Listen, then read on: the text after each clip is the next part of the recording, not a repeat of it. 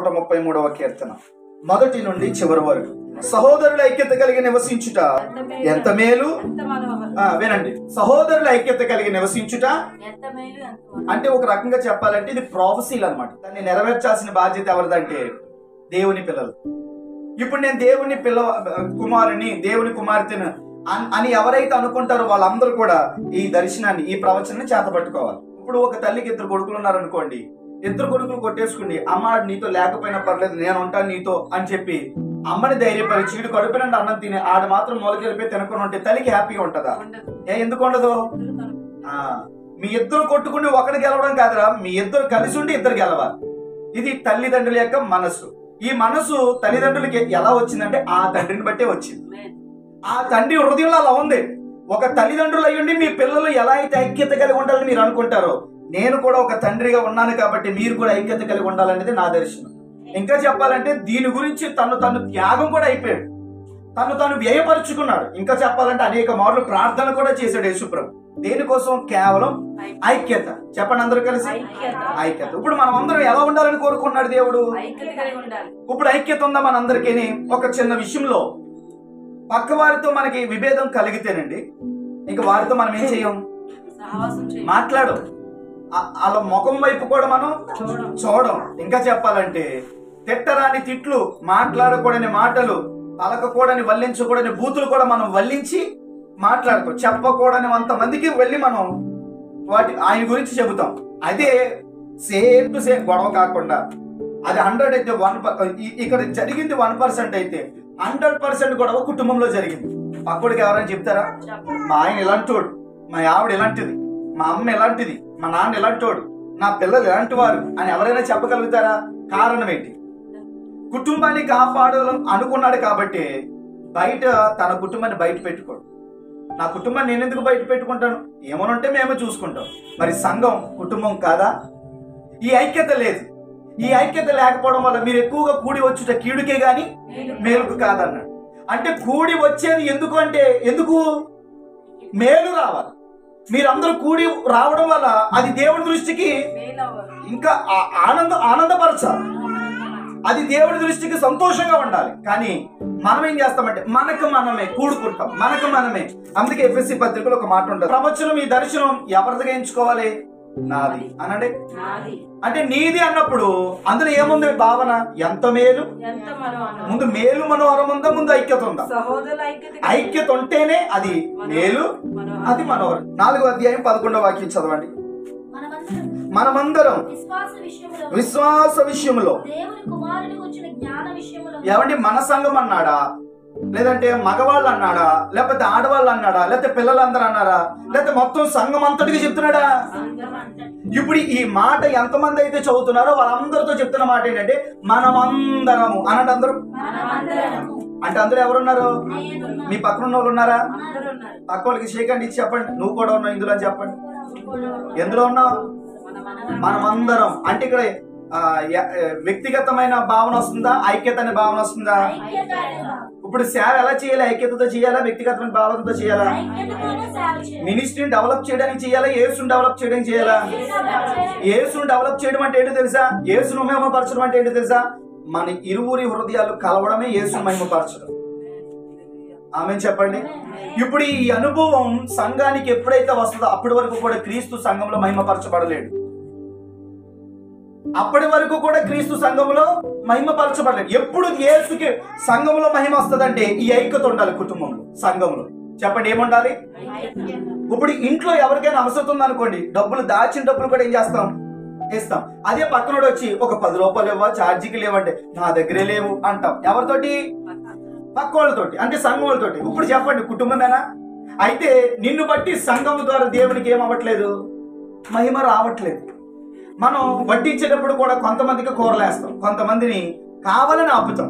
ఒకవేళ నువ్వు అనుకోకుండా వేసేసేది వేరైతే కావాలని కొంతమందికి ఆపుతావు చూసావా? కొన్ని ఆపపోయిన అందరికీ సమానంగా వేసి ఒకరికే ఎక్కువ హైలైట్ చేసావు అనుకోండి, అది కూడా ఏం చేసినట్టు? రాజకీయాన్ని అంటే ఒక వ్యతిరేకతను తీసుకొస్తున్నాను అనమాట. ఇక్కడ ఏమన్నాడంటే మనమందరము అనండి. ముందు సేవకులుగా మేము ఉంటాం, తర్వాత మగవాళ్ళు వస్తారు, తర్వాత ఆడవాళ్ళు వస్తారు, తర్వాత పిల్లలు రండి అన్నాడా? చూసారా? మనమందరం అనండి. పిల్లలకి అదే నేర్పాలి. అమ్మ నువ్వు వాళ్ళ దగ్గరికి వెళ్ళకొచ్చి గలీసుకుంటారు అని చెప్పి వాళ్ళకి వాళ్ళు ఏం చేస్తారు, అదే నేర్చుకుంటారు. నువ్వు వాళ్ళ దగ్గర ఉండు చెప్పాలి. మగవాళ్ళతో వెళ్ళకూడదు అని ఆడవాళ్ళకి చెప్పాలి, ఆడవాళ్ళతో వెళ్ళకూడదు అని మగవాళ్ళకి చెప్పాలి. ఇది ఒకటే సూచన, ఇంకంతకు మించి ఇందులో జాతి భేదాలు ఇంకేమి లేవు. ఆడ మగ తప్ప ఇంకోటి లేదంతే. ప్రైజ్ లో అందుకే ఇక్కడ ఏమన్నాడు చూడండి, మనమందరము విశ్వాస విషయములోను దేవుని కుమారుని గూర్చిన జ్ఞానం.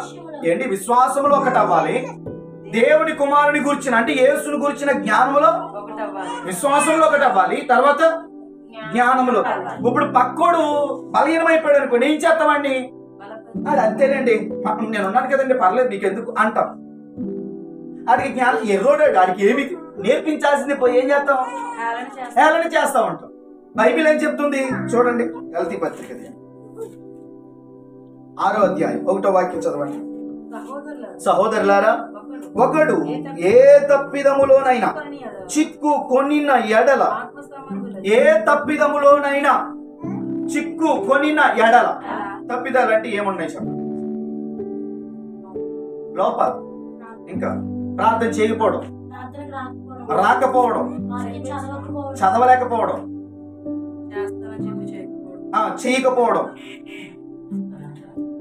సిగరెట్ తాగడం, మందు తాగడం, కోపం పడడం, ఏవైతే వదిలేస్తానని చెప్పామో మరల వాటినే అనుసరించదు. వీటన్నిటిలో ఎవరైనా చిక్కుకుంటే ఆడంతేనండి, మాట ఇచ్చేస్తాడు కానీ చెప్పండి ఆడంతే మాట ఇస్తాడు కానీ, అందుకే నేను అన్ని ఇప్పుడు అలా అనమన్నాడా, ఏమనమన్నాడు ఇక్కడ చూడండి, సహోదరులారా ఒకడు, సహోదరులారా ఒకడు అన్నాడు. అంటే ఎవరాలో, మనమందరం ఏ విషయంలో ఐక్యత కలిగి ఉండాలన్నామో వాళ్ళందరూ దేంతో పోల్చాడు. అందులో ఆడోళ్ళు ఉన్నారంటారా, ఉన్నారు, ఆడోళ్ళు ఉన్నారు, మగోళ్ళు ఉన్నారు, పిల్లలు ఉన్నారు, పెద్దవాళ్ళు ఉన్నారు, ముసలోళ్ళు ఉన్నారు, ముసలోళ్ళు ఉన్నారు, అందరూ ఉన్నారు. వారందరితో ఒకటే మాట చెప్తున్నాడు, సహోదరులారా ఒకడు. అంటే ఎందులో, బయటోడా లోపలోడా, అది చెప్పండి, బయటోడా లోపలోడా. ఇంకా మనకి రోషం రావాలండి, మనకి ఇంకా పౌరుషం రావాలి. దేవుని పిల్లల్ని, దేవుని ప్రజల్ని వాడు మోసం చేసి అబద్ధంతో లాక్కెళ్ళిపోయాడు సాతాను గారు. ఆ మాటలు ఈ మాటలు చెప్పి లోకాన్ని భ్రమ పెట్టి, లోకాన్ని ఆకర్షించి, మనుషుల్ని ఎరవేసి, డబ్బుని ఎరవేసి, ఏమండి అందాన్ని ఆటల్ని ఎరవేసి ఏం చేశాడు, వాళ్ళందరినీ మన తండ్రితో ఉండకుండా లాక్కెళ్ళిపోయాడు. ఇప్పుడు మన తండ్రి బాధ్యత మనదైనప్పుడు, తండ్రి బాధ్యత నాది, నేను తండ్రి కుమారుని, నేను తండ్రి కుమార్తెని ఎవడైనా అనుకుంటే మొదట వాడు దృష్టి పెట్టాల్సింది ఏంటి, తండ్రి ఇంటి మీద దృష్టి పెట్టాలి. నేను ఆ ఇంటి సంబంధిని అయితే నీ మనసు దేని మీద ఉండాలి చెప్పండి, దేని మీద ఉండాలి, తండ్రి ఇంటి మీద ధ్యాస లేనివాడు పెచ్చోడు అంటారు, బయటోడు అంటారు, దారంట పోయేవాడు అంటారు, అడుక్కునేవాడు అంటాడు. వచ్చి ఇంట్లో కాసేపు ఉంటాడు గంట, తర్వాత గంటకు మించి ఇంట్లో అలాగే పోతున్నావా. కొంతమంది వచ్చి ఇంటిని పట్టించుకోకుండా వెళ్ళారంటే ఈ ఇంటికి సంబంధించిన వ్యక్తి కాదు, అతిథిగా వచ్చాడు. ఇప్పుడు మనం అతిథులమా, మనం ఎవరు, ఇంటి వారు. చెప్పండి, ఈ ఇల్లు నాది అనండి, నా తండ్రి నావాడు. బానే ఉంది, ఏవాడు, ఆస్తి అంతా రాయించుకోవడానికా, ఆయన ఇచ్చే స్వస్థతలు, ఆయన ఇచ్చే మేలు, ఆయన ఇచ్చే దీవులు, ఆయన ఇచ్చే ఉద్యోగాలు, ఆయన ఇచ్చే వివాహాలు, ఆయన ఇచ్చే గర్భాలు, ఆయన ఇచ్చే ఆశీర్వాదాలు అన్ని తీసేసుకోవడానిక, నావాడు అంటానికి. నీవాడే కాబట్టి నువ్వు ఆయన వైపు చూడాలి, ఆ ఇంటిని పట్టించుకోవాలి. అలాంటి వాడు ఎవరు చెప్పండి, కుమారుడు కుమార్తె. ఆమె ఇప్పుడు ఎవరి ఇంట్లో వారి బాధ్యతలు వారు తీసుకుంటారు. ఇంకా చెప్పనా, ఇంట్లో ఏం జరిగినా బయట పెట్టరు. అది పక్కోడికి చెప్పేస్తున్నారండి, దాని అర్థం ఏంటి, అక్క గురించి తమ్ముడికి, తమ్ముడు గురించి అక్కకి చెప్పే తల్లిని ఏమంటారు, సవతి తల్లి అంటారు.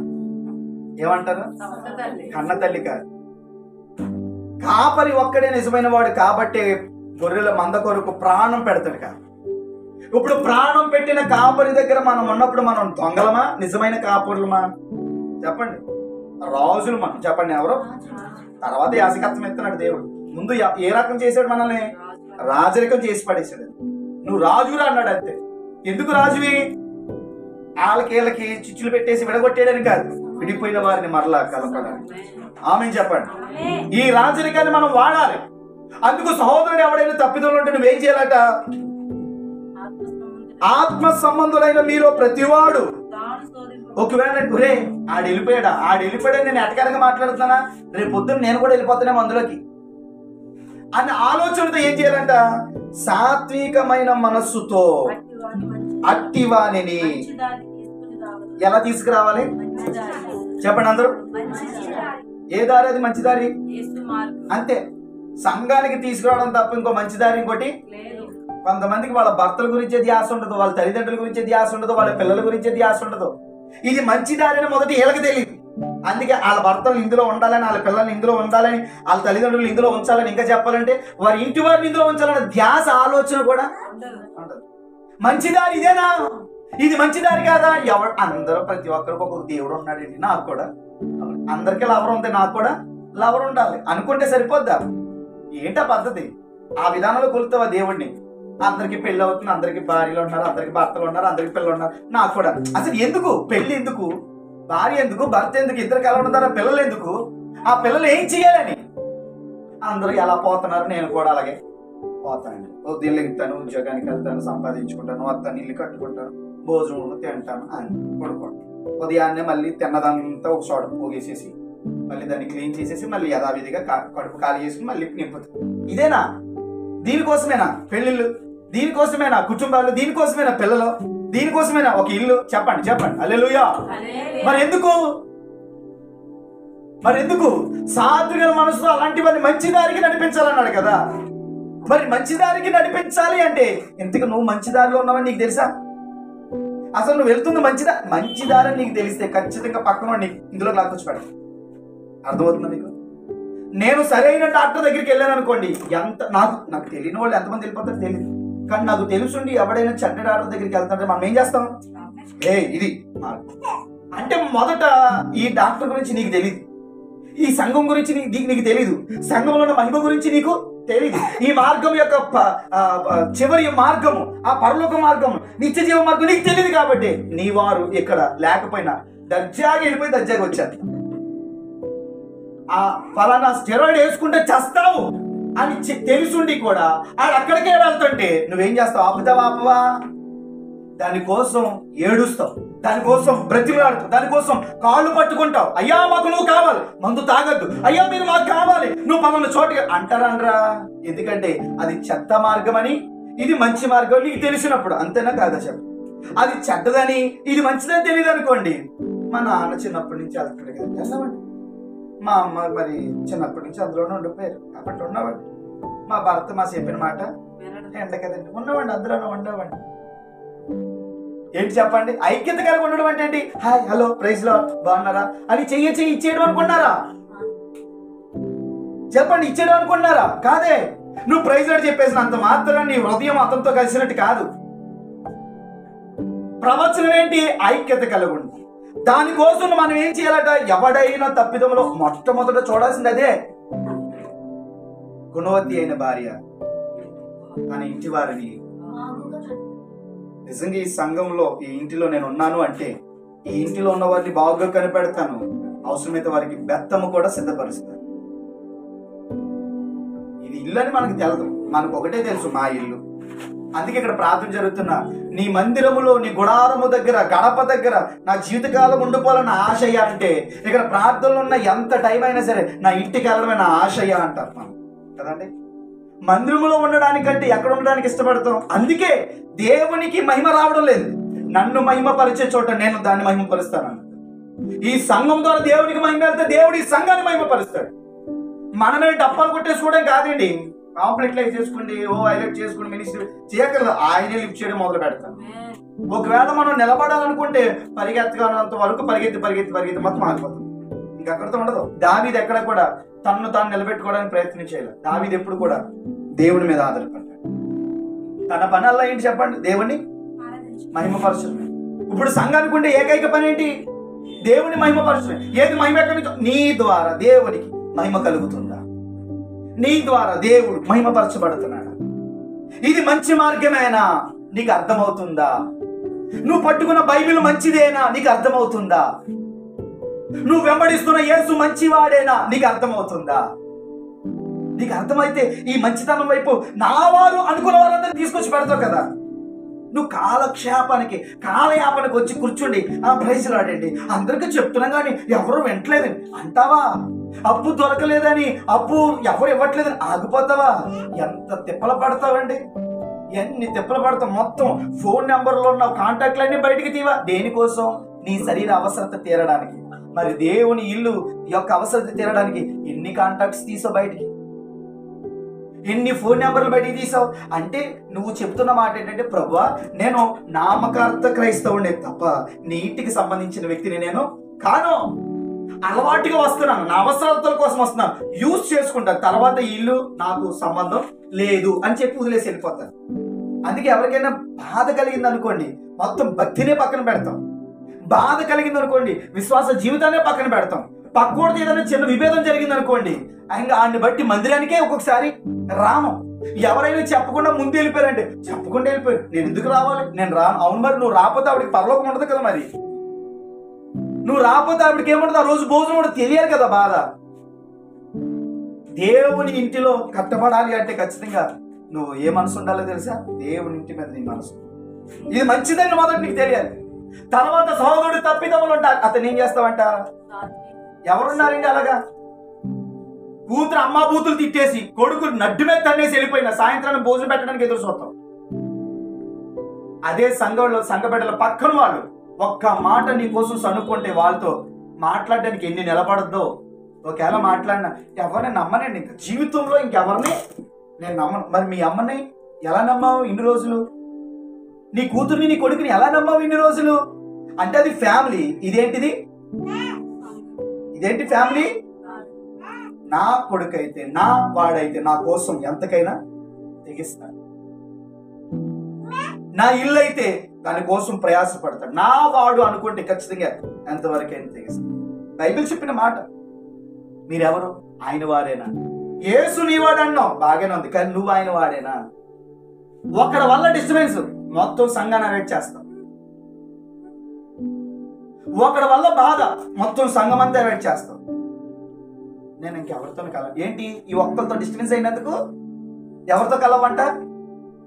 అంటే ఇప్పుడు నువ్వు సరైన విత్తనంలో కట్టబడలేదు. ఫస్ట్ సరైన పునాది మీద నువ్వు పెట్టబడలేదు. అందుకే ఇక్కడ అంటారు చూడండి, ఎఫెసీ పత్రిక చూడండి. క్రీస్తు యేసే ముఖ్యమైన మూలరాయి ఉండగా అపోస్తులను ప్రవక్తలను ఎక్కడ కట్టబడ్డామండి మనం?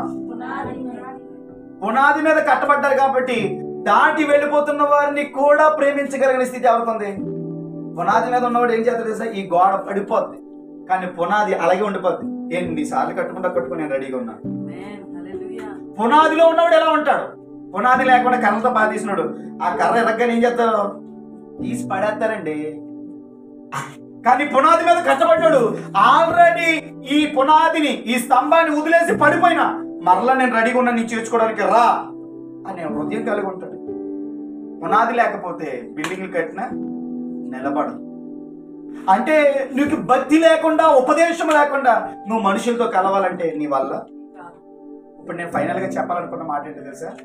ఉభయులు ఒకటి అవ్వాలంటే మొదట దర్శనం ఒకటి అవ్వాలి. ఒక మనిషి కలవాలంటే మొదట వారి దర్శనంతో కలవాలి. ఇప్పుడు ఈయన సేవకుడు, ఒక మనిషి, నేను కూడా ఒక మనిషి. ఇప్పుడు మా ఇద్దరి మధ్య ఒక సంబంధం క్రియేట్ అవ్వాలి. ఏమవ్వాలి? ఈ క్రియేట్ అవ్వడానికి దేవుడు ఎదురు చూస్తున్నాడు. ఆయన ప్రార్థన చేశాడు, ఆయన ప్రాణం కూడా పెట్టాడు. ఆ రిఫరెన్స్ కూడా చేస్తాను అవకాశం ఉంటే. ఇప్పుడు ఇదంతా చేసింది ఎవరిని? మా ఇద్దరిని ఒక్కటి. కాకపోతే ఈయన ఎక్కడో ఉన్నాడు, నేను ఎక్కడో ఉన్నాడు. ఇప్పుడు మేము ఇద్దరం ఎలా ఒకటి అవుతాం? సింపుల్ రీజన్ చెప్పనా? నేను యేసుని తెలుసుకున్నాను, ఈయన కూడా ఎవరిని తెలుసుకున్నాడు? నువ్వు క్రిస్టియనా ప్రైజ్లా అంటే వెళ్ళిపోతాం కాదు. ఇద్దరు కలిసి నడవాలి అంటే యేసుని తెలుసుకున్న నాకు ఆయన ఒక దర్శనం సిద్ధపరిచాడు. అందుకే నన్ను పిలిచాడు. కోట్లాది జనులలో గుర్తించావు. బానే ఉంది. ప్రభువా నన్ను కోరుకున్న ప్రజలు లెక్కించావు, నన్ను ఎన్నిక చేసావు, నన్ను ఎందుకు పిలిచాడు? చీకట్లో నన్ను పిలిచాడండి. అది ఎందుకు పిలిచాడు? పని పాట లేకుండా పిలిచాడా? అమ్మా ఎందుకు అసలు ఎందుకు పెళ్లి చేసుకుంటాడు? నేను పలానా ఆయనకి భార్యనయ్యానండి. ఓకే, ఎందుకయ్యా? మా అమ్మ ఇంట్లోనే ఉంటానండి. మా అమ్మ ఏదైతే చెప్పిందో అది చేస్తానండి. మా అమ్మకి ఏది ఇష్టమో ఆ డ్రెస్లు వేసుకుంటాను. మా అమ్మ ఎలా చెప్పిందో అలాగే వండుకుంటాను. ఎందుకైంది పెళ్ళి? ఆయనకి సహకారం అవుతామని. మీ అమ్మకున్న దర్శనం, మీ నాన్నకున్న దర్శనం నెరవేర్చడానిక, నీ దర్శనం నెరవేర్చడానిక, మరేంటి మీ పనులు చేసుకోవడానిక? ఆయనకి ఏదైతే పని ఉందో ఆ పని చేయడానికి. ఇప్పుడు ఎందుకు పిలిచాడు నిన్ను? నేను ఆయన భార్యనండి, నేను ఆయన కుమారునండి, నేను ఆయన ఎందుకు ఎందుకు కుమారుడివి, ఎందుకు భార్యవి, ఎందుకు కుమార్తెవి, ఎందుకు వారసత్వానివి, ఎందుకు స్నేహితుడు, ఎందుకు? ఒక పని ఉందా? ఇప్పుడు మేమిద్దరం కలవాలంటే మొదట నేను ఈయనతో కాదు కలవాల్సింది, నన్ను పిలిచిన ఆయనతోటి మొదట నేను కలవాలి. ఆయన నాకు దర్శనం ఇస్తాడు, ఆ దర్శనంతో కలిస్తే అదే దర్శనం ఈయనకి వస్తే మా ఇద్దరిని కలిపేది ఆ దర్శనమే. అంటే ఇప్పుడు ఈ ఉభయుల మధ్య ఐక్యత ఎందుకు ఉండట్లేదంటే కారణం లేదు, దర్శనం వదిలేశారు. ఈయన దర్శనం నా దర్శనం ఒకటి అవ్వాలని కాదు, ఈయనకి సపరేట్ దర్శనం, నాకు సపరేట్ దర్శనం, కానీ దర్శనమే మా ఇద్దరు ఒకటి. చెప్పు, మీకు ఎగ్జాంపుల్ చెప్పు. కొరినెల్లి ప్రార్థన చేస్తాం, దర్శనం ఏమొచ్చింది? నువ్వు యొప్పేలో ఉన్నాడో పేతురు పిలిపించుకున్నాడు, దర్శనం వచ్చిందా? రా. పేతురికి ఏ దర్శనం వచ్చింది? పైనుంచి పెద్ద ప్లేట్ వచ్చింది. ఇప్పుడు ఈ దర్శనం వేరు, ఈ దర్శనం వేరు, కానీ ఒక దర్శనం ఇద్దరిని కలిపి. నేను ఎంత మంచిదాన్నో తెలుసా, నేను ఎంత మంచోడో తెలుసా, ఎవరు ఏమన్నా క్షణాల్లో మర్చిపోతాను, అప్పటికప్పుడు కోపడతాను, కానీ మళ్ళీ ఏం చేస్తాను? ప్రేమించేస్తాను. ప్రేమించడం వల్ల మళ్ళా వ్యతిరేకత ఎదురవుతుంది తప్ప ఐక్యత రాదు. నీ ప్రేమగా చూడాల్సింది మొదట నీ దర్శనంతో నువ్వు కలు, అప్పుడు ఎదుటివాడితో కలవడానికి నీ అంతటి నువ్వే వెళ్తావు. ఇప్పుడు సంఘంలో మిమ్మల్ని అందరినీ పెట్టింది ఒక దర్శనం వెనక, ఒక్కొక్కరికి ఒక్కొక్క దర్శనం, ఒక్కొక్క పని. ఎవరి పనిలో వారు నమ్మకం ఉంటే వారు ఖచ్చితంగా కలిసి ఉంటారు. వారు కలవకపోవడానికి ముఖ్య కారణం మీరు గుర్తుపెట్టుకోండి, ఎవరైనా ఇంకొకరితో కోపపడుతున్నా, ఎవరైనా ఇంకొకరితో ద్వేషం పెట్టుకున్నా, ఇంకొకరితో విభేదాన్ని వారితో మాట్లాడట్లేదు అన్నారంటే దాని అర్థం ఏంటంటే వాళ్ళు తప్ప ఏళ్ళ తప్ప తీర్పు తెచ్చడం కంటే నేను చెప్పాలనుకున్న ముఖ్యమైన మాట ఏంటంటే మొదట వీళ్ళ దర్శనాన్ని వదిలేశారు, వీళ్ళ దర్శనాన్ని వీళ్ళు పోగొట్టేసుకున్నారు. అందుకే భర్తతో కోపడతారు, భార్యతో కోపడతారు, పిల్లలతో కోపడతారు, పక్కవారితో కోపడతారు, ఎవరితోనైనా చివరికి దేవుని మీదే ఏం చేశాడండి యేసుప్రభు అంటారు. ఇంతకీ ఈ దేవుడు ఏం చేశాడో చేయలేదు కాదు, మొదట వీళ్ళు ఏం చేశారు?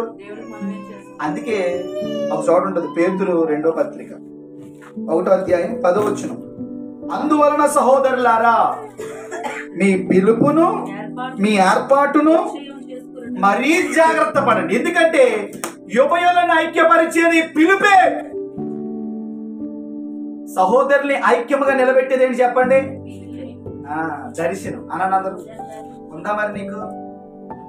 ప్రయాసపడి భారం మోసుకుంటున్న సమస్త జనులారా నా యుద్ధకు రండి. చదవండి ఆ మాట. మత్తయి సువార్త 11వ అధ్యాయం 28, 29. ప్రయాసపడి భారం మోసుకొనుచున్న సమస్త జనులారా రండి. బానే ఉంది ఇక్కడ వరకు.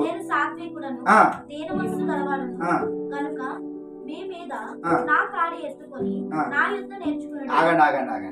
ప్రయాసంతో ఉన్నావా, భారంతో ఉన్నావా? రా, నీకు విడుదల ఇస్తానన్నాడు. నువ్వు విడుదల ఇస్తావనే వచ్చానన్నాడు. వచ్చిన తర్వాత అదంతా తీసేసి ఏం చేస్తున్నాడు? నువ్వు విడుదల పొందావా? అయితే ఏం నేర్చుకోవాలి?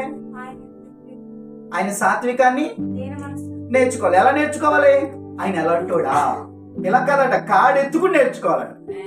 అంటే నువ్వు పక్కవారితో కలవాలంటే మొదట నువ్వు ఎవరితో కలవాలి? దేవునితో కలవాలి. దేవుడు నీకు ఇవ్వాలనుకున్న దర్శనంతో నువ్వు కలవాలి. అప్పుడు పక్కోడిని నువ్వు ఖచ్చితంగా. ఒరిస్సా వెళ్ళామనుకోండి, మేము లారీలో ఉన్నప్పుడు అందరూ ఒరియా మాట్లాడతారు, కానీ తెలుగులో ఎవడు మాట్లాడతాడో చూద్దాం. ఆడిది ఏ కులం, ఆడి ఇంటి పేరేంటి, ఆడి నల్లోడా, తెల్లోడా, పొడుగోడా, పొట్టోడా, ఉందా, తిండి ఉందా లేదా అని చూడం. ఆడి తెలుగు మాట్లాడితే ఖచ్చితంగా ఏం చేస్తాం? ఆడి దగ్గరికి వెళ్ళిపోయాం. ఒరిస్సా వెళ్ళినప్పుడు అంటే దొంగలు బాగా పట్టేసేవాడు. లారీలు ప్యాచి పడిపోయేలాగా చేసి మేకలు అవన్నీ వేసేసి ఆపేసి డబ్బులు వెనకాల లోడ్ అంతా దోచేసుకోడు. అందుకేం చేశారంటే తెలుగు లారీలు ఏమైనా ఉంటే 4-5 కలిసి వెళ్ళేవి. ఇప్పుడు చెప్పండి, ఈ 4-5 లారీలు కలిసి వెళ్ళిన వారు అన్నదమ్ములా? ఒకే ఓనర్ తరపున చేస్తున్నారా? ఒకే ఊరోళ్ళ? మరి ఏం కలిపింది వాళ్ళని? భాష కలిపి. ఎవడు ఎక్కడ ఎలా పుట్టినా ఏ విధంగా పుట్టినా భార్య భర్తల్ని పెళ్లి అనే బంధం కలిపితే మనల్ని కలిపేది ఏంటంటే దర్శనం. మనల్ని ఎవరు కలపాలి? ఇప్పుడు నువ్వు ఒక మనిషితో సంఘంతో కలవాలంటే మొదట దేంతో కలవాలి? నేను అంటాను, నీకు దర్శనం ఉంది అసలు? నువ్వు ఏ దర్శనంతో పిలబడ్డావు అసలు? అసలు నేను ఎందుకు పిలిచాడో తెలుసుకున్నావా? నువ్వు ఎందుకు పిలబడ్డావో ఎవరైనా మోకరించి అడిగారా? అసలు నేను ఎందుకు వచ్చాను? అందుకే నువ్వు మనుషులు కలవకపోతున్నావు తెలుసండి. నువ్వు ఎందుకు వచ్చావు? ఇప్పుడు అత్త, మామ, ఆడపడుచు, తోడుకోడు వీళ్ళందరూ ఎలా మనల్ని మెట్టి చేస్తారు? మన ఇంటికాడ చూసినట్టు చూస్తారా? కానీ వారు ఎంత చేసినా వారి మాటలకు లోబడి అణిగి చేయడానికి మనల్ని సిద్ధపరిచేది తెలుసు భర్త. భర్తతో మనకున్న నిబంధన అర్థమవుతుందా మీకు? అది ఒక భర్తకి విలువిచ్చి అతనితో చేసిన నిబంధనకి విలువిచ్చి అత్తతో, మామతో, తోడుకోళ్ళతో, ఆడపడుచు అందరితో పడతావు. మరి దేవునితో ఇచ్చిన నిబంధనకి, దేవుడిచ్చిన దర్శనానికి నువ్వు లోబడి ఎంతమందిని భరిస్తున్నావు చెప్పండి? ఎంతమందిని భరిస్తున్నావు? అంటే మనం లోక సంబంధమైన వారమే, కానీ పై సంబంధమైన వారు. మీరు క్రీస్తుతో పాటు లేపబడిన వారు అయితే పైన వాటి వెతకండి. మీ పిలుపు, మీ ఏర్పాటు మొదటి ఇచ్చి. అందుకే అపొస్తలుల కార్యాలు ఏమన్నాడు చూడండి, 1వ అధ్యాయం 4వ వచనం. ఆయన వారిని కలుసుకొని యెరూషలేము నుండి వెళ్ళక, నా వలన మీరు ఏది విన్నారో దాని కొరకు మీరు ఏం చేయాలి? నేను మిమ్మల్ని పిలిచాను అని విన్నారు. నేను మిమ్మల్ని ఒక పని మీద ఏర్పరచుకున్నాను అని విన్నారా? అది ఏంటో తెలుసుకోవడానికి మీరు ఎక్కడ విడిచిపెట్టి వెళ్ళకూడదు? యెరూషలేమును విడిచిపెట్టి వెళ్ళక మీరేం చేయాలి? కనిపెట్టడమే మన పని. ఏమండి, ఐక్యత అంత ఈజీగా తీసిపడేదండి. అసలు సంకల్పం అంతా ఐక్యత. ఇప్పుడు ఇది జరగాలంటే మొదట మనం కనిపెట్టాల్సింది ఒకటి ఉంది. అందుకే ఒక చోట అంటాడు చూడండి, యోహాను సువార్త 17వ అధ్యాయం 7:22. మనము ఏకమై ఉన్నలాగున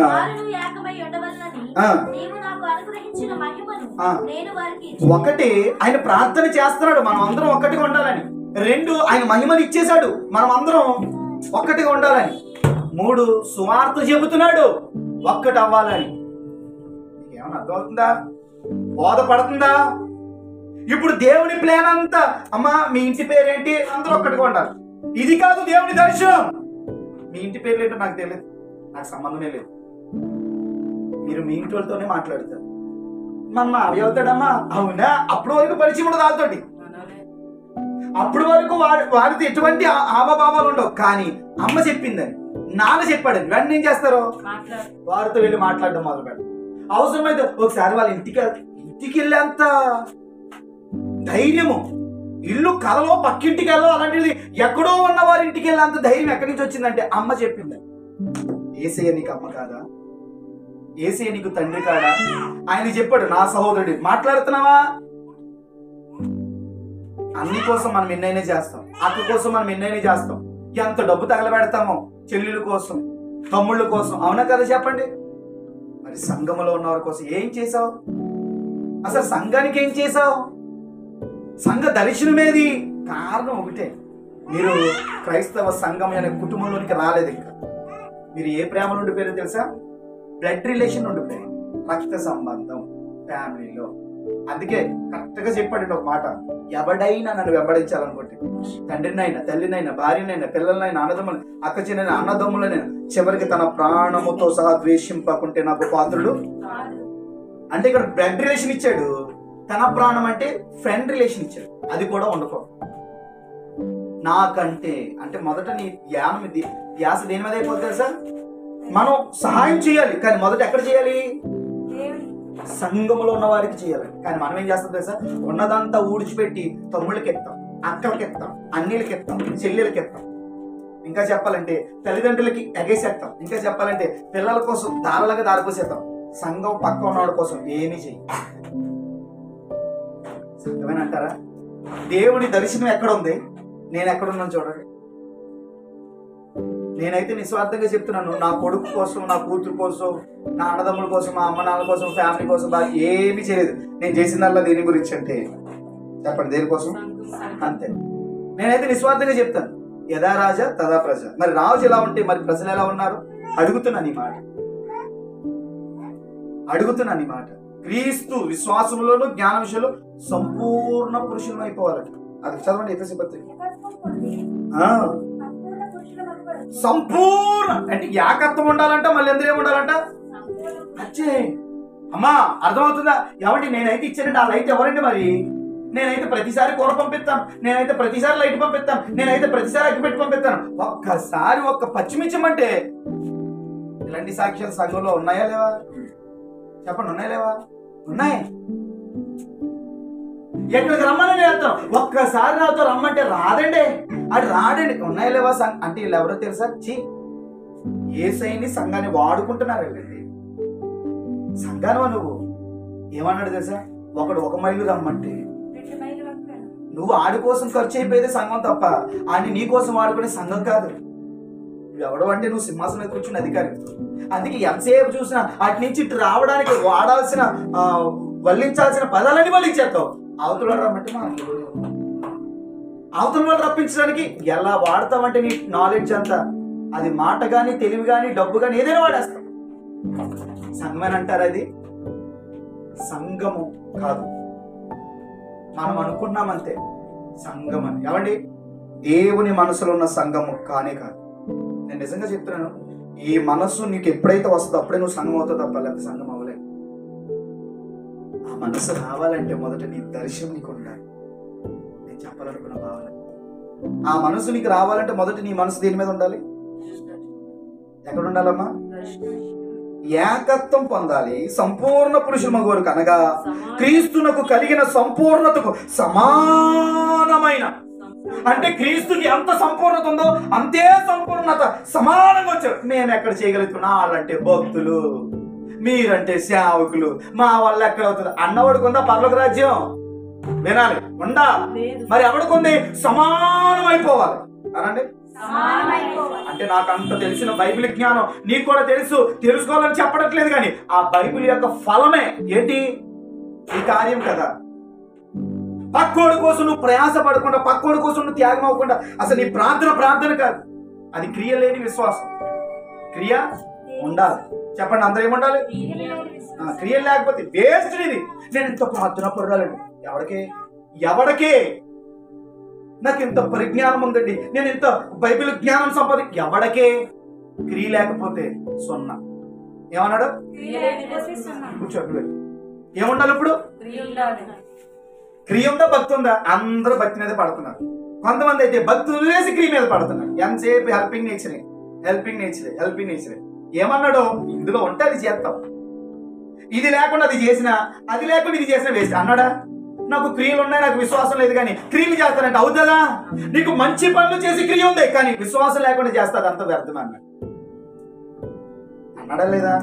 నేనేమన్నా రాసుకొచ్చానా? ఒకడికంటే క్రియలు ఉన్నాయంట, అంటే ఈడేం చేస్తాడు? దేవుని దగ్గర రాడు కానీ మంచి పనులు చేసేస్తాడు. ఒకడికేమో విశ్వాసం ఉంది, ప్రార్థన చేయగలుగుతాను కానీ ఏమీ చేయలేను అంటాడు. నీ దగ్గర ఉన్నది ప్రతిదీ ఇవ్వడానికి, అందుకే దేవుడు నీకు ఇచ్చాడు. అసలు నీకు ఇచ్చిందే ఇవ్వడానికి. డెవలప్ అయిపోతుంది. నువ్వు డెవలప్ చేయాల్సింది ఒకటి ఉంది. ఎవరిని? నా మందిరము గుడారంలో ఉంటే నువ్వు సరంబి వేయబడి నెలలో ఉంటావా అంటే ఇప్పుడు దేన్ని డెవలప్ చేయాలి? ముందు మందిరాన్ని, ఆ తర్వాత మనం ఆ రెఫరెన్స్ కూడా తెస్తాను, సమయం లేదు కాబట్టి క్లోజ్ చేస్తున్నాను. అల్లెలూయా చెప్పండి. ఆయన ఎలాగూ నియమించాడు సంపూర్ణం అవ్వడానికి. నా వల్ల కాదంటే కదా, నియమించేశాడు ఆల్రెడీ. ఇక్కడ నీకు అర్థమవుతుందో లేదు? అల్లెలూయా. మీరు ఎలా తీర్చిన విడిచి ఏమన్నా చెప్పండి. ఎందుకండి? ఐక్యతగా ఉండాలా? ఐక్యతగా ఉండడే కదా. చెప్పేస్తానండి, పక్కగా ఉండదు, నిలబడదు. చెప్తున్నాను, నిలబడదు. నిబంధన లేకుండా ఇప్పుడు భార్య భర్తలుగా కాకుండా, పెళ్లి కాకుండా కలిసి ఉన్నారు లేదా? చెప్పండి. వాళ్ళు నిలబడుతున్నారా? వాళ్ళకి ఏదో ఒక రోజు ఖచ్చితంగా వాళ్ళు విడిపోతారు. కారణం ఏంటంటే వాళ్ళకి ఏం లేదు, నిబంధన ఉన్నవాళ్ళు. కొంతమంది విడిపోయిన వాళ్ళు ఉన్నారు, నేను అబద్ధం చెప్పట్లేదు. కానీ నిబంధన ఉంటేనే వాళ్ళు కలిసి ఉండడానికి ఆస్కారం ఉంది. కొంతమంది విడిపోయారంటే వ్యక్తిగతమైన కారణాలు ఏవైనా అనుకోండి, కానీ చివరి వరకు నిలబడాలంటే ఏముండాలి? ఎవరైనా చెప్పగలరా వీళ్ళు పెళ్లి చేసుకోలేదు, నిబంధన లేదు కానీ చివరి వరకు కలిసి ఉన్నారని? ఎవరి గురించి చెప్పగలరా? ఒక్క ఫ్యామిలీ తీయగలరా? ఒక్క ఫ్యామిలీని ఎవరినైనా? కారణం ఏంటంటే నిబంధనతో లేని సహవాసం ఎప్పటికీ. అంటే మొదట ఒక మనిషితో నువ్వు కలవాలంటే, ఇప్పుడు జాషునితో నేను కలవాలంటే మొదట జాషుని మీద నేను భయం నటించడం కాదు, మొదట నేను దేవునితో ఈ సంబంధం కలిగి ఉంటే, ఇది పిలుపు కలిగి ఉంటే చివరి వరకు కొనసాగు. లోకంలో ఉన్న ఫ్రెండ్స్ కలవాలంటే డబ్బు ఉండాలి, లోకంలో ఉన్న వాళ్ళు కలవాలంటే అందం ఉండాలి, లోకంలో ఉన్న వాళ్ళు కలవాలంటే బిల్డింగ్లు ఉండాలి. కానీ ఖచ్చితంగా నువ్వు ఎవరితో అయినా కలవాలంటే దర్శనం ఉండాలి. నీకు దర్శనం ఉందని పక్కన అడగక్కర్లా. ప్రార్థనా పరుడు కన్నీటితో ఉన్నప్పుడు, కన్నీటి ప్రార్థన పరుడు అయితే కన్నీటి ప్రార్థన చేసేవని వెతుక్కుంటాడు. దర్శనం నిలబెట్టుకోండి, దర్శనం కాపాడుకోండి, దర్శనం మీద మనసు నిలబడి. హల్లెలూయా. అందుకే పేతురుతో అంటాడు ఒక మాట, నువ్వు వెళ్ళి ఆ వ్యక్తిని వెళ్ళి మాట్లాడు. దర్శనం కలిపింది. ఎంత కోపిష్టైనా సరే, ఏమండి, చీల్చి చెండాడేసేవాడు ఎవరో సౌలు. ఆడవాళ్ళు లేదు, మగవాళ్ళు లేదు, గర్భిణీ స్త్రీ లేదు, జుట్టు పట్టుకుని బయటికి తీసుకురావడం. కానీ అననీయ అని ఒక ఆయన వస్తే ఆయనతో మంచిగా మాట్లాడేలా చేసినట్టు తెలుసా? దర్శనం. మూర్ఖుడి సైతం నువ్వు దర్శనం ఉందా అయితే ఎలాంటి ఆయన మాట్లాడడానికి వెళ్ళి ఆడికి కూడా దర్శనం ఇస్తాడు దేవుడు. ఒక మాట చెప్పనా, మరియను వదిలేద్దాం అనుకున్నాడు. ఎవరు కలిపారు? మరియమ్మ అదే దర్శనం కోసం నిలబడింది. విడిపోవాలనుకున్న వాళ్ళు సైతం కలిసి ఉండడానికి కారణం ఏంటంటే, కానీ నువ్వు భర్త కోసం దర్శనం వదిలేస్తావు. బాబోయ్ నాకు ఇప్పుడే పెళ్ళయింది, అదే రేపు పెళ్ళి అయిపోద్ది, ప్రధానం చేసిన తర్వాత నువ్వేంటి ఇలా తీసుకొచ్చావు, ఇప్పుడు కాదు కానీ పెళ్ళైన 3 నెలల తర్వాత అప్పుడు రా, మంచి గౌరవంగా పెరిగిన కుటుంబం ఇది, ఉమ్మడి కుటుంబం ఇది, నీకేం తెలుసు, వెళ్ళిపోతుందా అని అన్నదా? దర్శనాన్ని వెంటనే పట్టుకుంది. విడిపోవాలనుకున్న వాళ్ళని సైతం కలిపింది దర్శనం. నేను అదే అంటాను, ఇప్పుడు చూసి వెళ్ళిపోకు. నీ భర్త ఇప్పుడు ప్రేమిస్తున్నాడని, నీ తల్లిదండ్రులు ఇప్పుడు ప్రేమగా వాళ్ళని చూడకు, దర్శనం చూడు ముందు. హల్లెలూయా. మొదట నీ దర్శనంతో నువ్వు ఉంటే నిన్ను ఎలా అయినా నిలబెట్టే పని అయింది. ఆమె చెప్పండి, ఎలా అయినా నిలబెడతాడు. చివరికి నిన్ను నువ్వు కూడా చూసుకోకు. నీకు ఇబ్బంది కలుగుతుందని, నీకు బాధ కలుగుతుందని, నేను తిరుగుతున్నారని, నిన్ను గుచ్చుతున్నారని, నిన్ను పొడుస్తున్నారని, నీకు గౌరవం ఇవ్వట్లేదని కూడా చూసుకోవద్దు. నువ్వు దర్శనం మాత్రం చూడు. ఏం చూడాలి? అదే నీకు దారిని ఇస్తుంది ఎలా వెళ్ళాలని, అదే నీకు మార్గాన్ని చూపుతుంది ఎలా వెళ్ళాలి. ఎవరితో కలవాలా దర్శనమే చెప్తుంది. ఆమె ఆసియాకి వెళ్తున్నాడు శ్వాస, ఏ స్వాత్మ వాడిని అడ్డగించింది. ఎందుకు అడ్డగించింది? దర్శనంతో ఉన్నాడు కాబట్టి దర్శనం అడ్డగించింది. ఆమె చెప్పండి, అబ్రహాం భార్యని ఒక ఆయన తీసుకెళ్ళిపోయాడు పెళ్లి చేసుకోవడం. ఎందుకు వెళ్ళిపోయాడు తెలుసా? ఆయన ఒక దర్శనం ఉన్నాడు భక్తిలో. ఆ దర్శనమే పాపం చేయకుండా ఆయన్ని ఈ రోజు నిన్ను ఆపాల్సింది, నిన్ను కాపాడాల్సింది, నిన్ను నడిపించాల్సింది ఏంటో తెలుసా? ఉందా నీకు? అదే అడుగుతున్నాను, ఉందా? ఏం దర్శనం? భర్త వచ్చేసరికి పిడకలేసి, గోడకి పేడేసి, పిడకలు కొట్టి, దాన్ని ఎండబెట్టి, దాన్ని అమ్మి డబ్బులు తీసుకొచ్చి, టీ పెట్టి, భోజనం పెట్టి ఉండిపెట్టి, ఇదే దర్శనం. మీరు చేయాల్సిన పని ఏంటో తెలుసంటే, మొదట నాకు ఇల్లు పెట్టుకోండి, నేను ఏం చేయాలి సంగం అడిగారు. ఎప్పుడైనా అడగండి. ఎక్కడికి వెళ్ళొద్దు అన్నాడు. అమ్మా ఏం చేయమన్నాడు? ఎక్కడికి వెళ్ళొద్దు, యెరూషలేములో నుండి అక్కడే ఉండి మొరపెట్టండి. ఎక్కడికి వెళ్ళడానికి? మీ పిలుపును, మీ ఏర్పాటును నిశ్చయపరచుకోవడానికి. ఆ తర్వాత చూపిస్తాడు తన దర్శనాన్ని. ఇంకా చెప్పాలంటే మనుషుల్ని కలిపేది దర్శనమే, నీకు సహకారంగా నిలబెట్టేది కూడా. నెహెమ్యా దర్శనం మీద వెళ్ళాడు. అక్కడ ఉన్న వాళ్ళు అప్పటి వరకు పని చేయలేని వాళ్ళు ఒకరి తర్వాత ఒకరు ఏం చేశారు? గోడ కట్టడం మొదలు పెట్టారు. ఎస్తేరు చేసిన పని మిగిలిన వాళ్ళందరూ పని చేశారు. ముందే చేశారా? ఎస్తేరు పట్టుకున్నందుకు చేశారా? నా నిమిత్తం 3 రోజులు ఉపవాసం, నేను కూడా 3 రోజులు. ఈ దర్శనం అందరినీ కలిపింది. హల్లెలూయా. సంఘానికి దర్శనం ఉంది, నువ్వు ఆ దర్శనంతో కలవాలి. అప్పుడే ఒకరితో ఒకరు కలుస్తావు. కలవకపోతే అది అవద్దది లేదు. నా దగ్గర మాట్లాడడానికి వచ్చింది కానీ ఇంత కూడా అవకాశం లేదు అక్క, తెలుసా? చెల్లి చూసావా, తమ్ముడు చూసావా, అన్నయ్య చూసావా, ఇంత కూడా అవకాశం లేదు. ఇలా మాట్లాడుకో. ఎవరి గురించి మాట్లాడుతున్నావు? సంఘాన్ని సమాధాన కారణమైన యేసయ్యని తోసేసి ఆ యేసయ్య రూపంలో పుట్టిన మనుషుల సేవనిది ఏం భక్తి? మనసు కలవాలి, దేవుని దర్శనం నెరవేరాలి. అమ్మాయి చెప్పండి, మొదట మనం ఏం చేయాలి? ఊర్లో వెళ్ళడం మానేయండి, పండగకి వెళ్ళడం మానేయండి, పిక్నిక్కి వెళ్ళడం మానేయండి, బిర్యానీలు కూడా మానేయండి. మొదట మీ పిలుపు ఏంటో తెలుసుకోవడానికి మోకాలు వేయండి. మీ దర్శనం ఏంటో తెలుసుకోవడానికి మోకాలు వేయండి. దర్శనం కలిగిన వాళ్ళు ఎన్నెన్నో చేసుకుంటారు. మోకాలు వేయి. నీ పిలుపు ఏంటో తెలుసుకో. అసలు నన్ను ఎందుకు పిలిచావో నాకు తెలియాలి ప్రభు. 3 రోజులు ఉంటావా, 4 రోజులు ఉంటావా, 5 రోజులు ఉంటావా, 10 రోజులు పెట్టుకుంటావు, ఫాస్టింగ్ ఉండు, గదిలో ఉండిపో. ఫోన్ ఛార్జింగ్ అయిపోయింది అనుకోండి, చాలా ఫోన్ కాల్స్ అవసరం, చాలా ఇంపార్టెంట్. వాడతావా? వాడు స్విచ్ ఆఫ్ చేసి మరీ ఛార్జింగ్ పెట్టు. ఇది స్విచ్ ఆఫ్ అయిపోయింది. నేను వాడాలంటే ఎక్కడ ప్రాణమే లేకపోతే ఇంకేంటి? మొదట దీనికి టైం కేటాయించు. దీంట్లోనికి ఛార్జింగ్ ఎక్కడానికి, దీంట్లోనికి పవర్ సప్లై అవ్వడానికి టైం కేటాయించు. మొదట నీకు టైం కేటాయించు. తర్వాత చెప్తు కానీ పక్కోడికి ఎలా చేయాలో ఎలా ఉండాలో. మొదట నీ పిలిపే ఏం చేయమంటావు.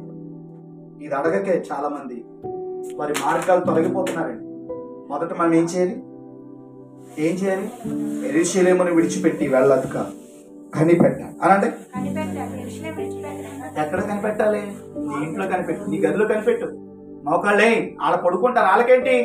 కానీ నువ్వు పడుకోవడానికి నీకు వీల్లేదు.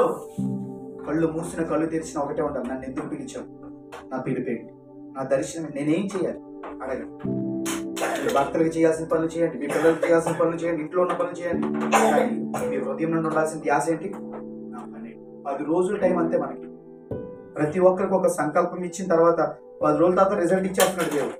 ఇప్పుడు మీకు కూడా 10 రోజులు టైం పెట్టుకోండి. ప్రభా ఈ రోజు శుక్రవారం, మళ్ళీ 10 రోజుల తర్వాత నాకు రిజల్ట్ ఉండాలి, నాకు రిజల్ట్ ఉండాలని కసిగా పెట్టుకుని ప్రార్థన చేయండి. నీకు ఏదైనా కావాలంటే కసి వస్తుంది కదా, ఎక్కడికైనా వెళ్ళాలంటే కసి వస్తుంది కదా. అవసరమైతే దేన్ని వదిలేసుకుంటా కదా, దీన్ని వదులు, దీని గురించి అన్ని వదులు. కసిగా పెట్టి నా పని ఏంటి ఒకళ్ళు చెప్తే కాదు, నీ పిలుపేంటో నీ దర్శనం ఏంటో నువ్వే తెలుసుకో. మోకాళ్ళే అందరితో మాట్లాడినోడు నీతో ఎందుకు మాట్లాడటం? మాట్లాడే అనుభవం లేకపోయినా మాట్లాడతాడు అవసరమైతే.